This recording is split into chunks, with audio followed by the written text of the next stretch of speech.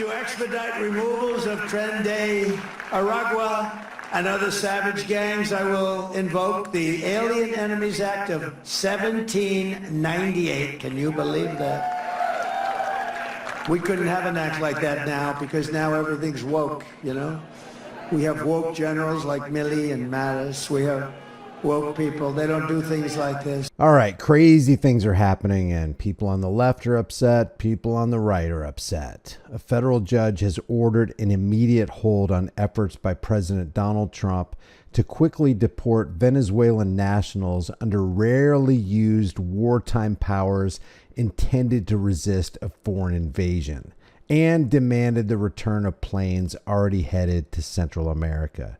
U.S. District Judge James Boasberg on Saturday ordered the Trump administration to immediately halt efforts to remove those Venezuelan migrants until he has more time to consider whether Trump's use of the Alien Enemies Act was illegal. The lawsuit, brought on behalf of 5 named Venezuelan immigrants, was provisionally turned into a class action, meaning it serves as a block on deportation of all non-citizens in U.S. custody who are subject to Trump's proclamation invoking the rarely used law. This judge, Boasberg, announced, quote, "Any plane containing these folks that is going to take off or is in the air needs to be returned to the United States, however that is accomplished. Make sure it's complied with immediately." 2 aircraft believed to be carrying Venezuelan deportees took off from an airport in Harlingen, Texas, during a break in a video hearing Boasberg conducted on Saturday for the lawsuit filed by immigrant rights activists. According to flight tracking databases, one plane was bound for El Salvador and the other for Honduras, and they were in the air nearing their destinations as Boasberg issued the order.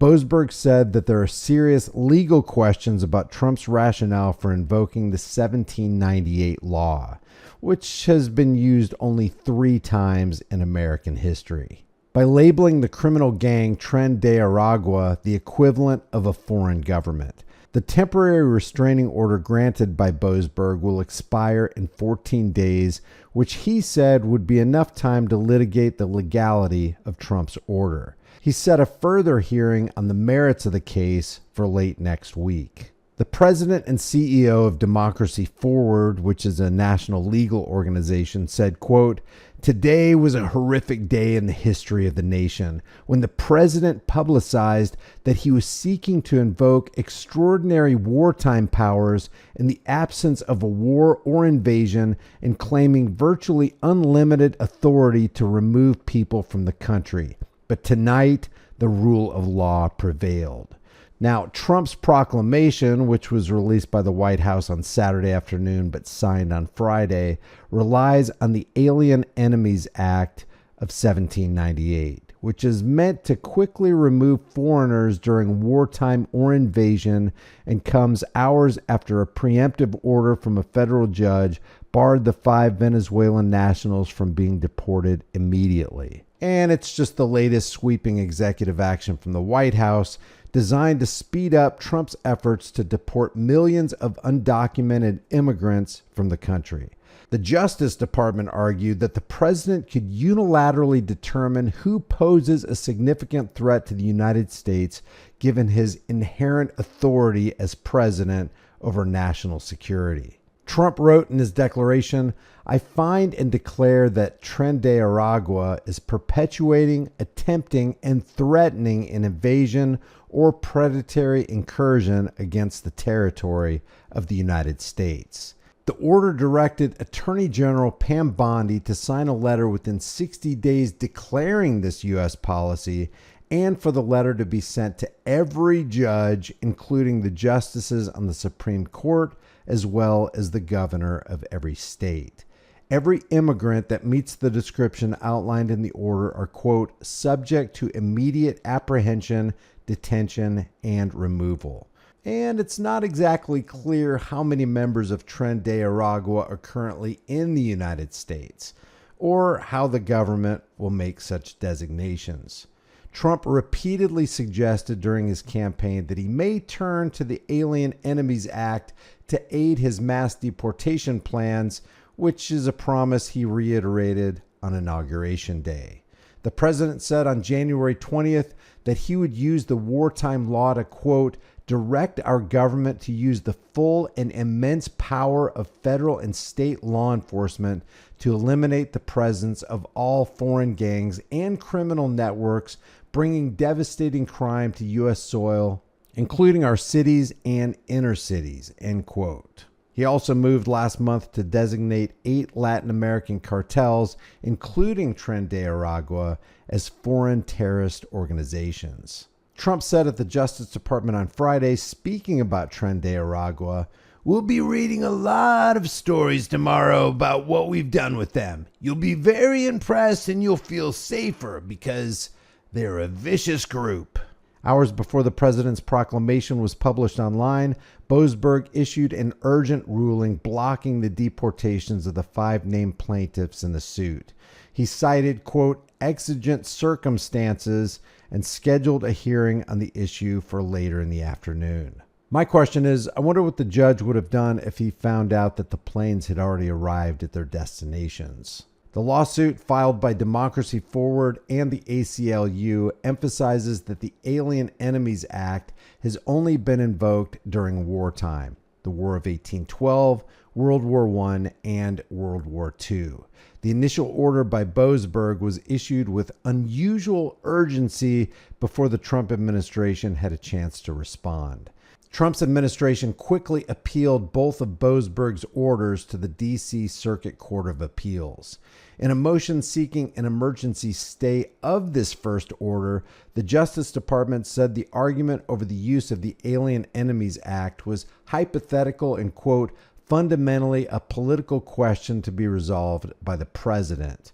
At the time of that filing, Trump had already signed the Alien Enemies Act proclamation, but it had not yet been released by the White House. Immigrant rights activists said Trump's order could subject countless Venezuelans to, quote, immediate risk of deportation without any hearing or meaningful review. Around Monday, Venezuelan Americans denounced the Trump administration and South Florida Republicans. More than betrayed, beyond betrayed.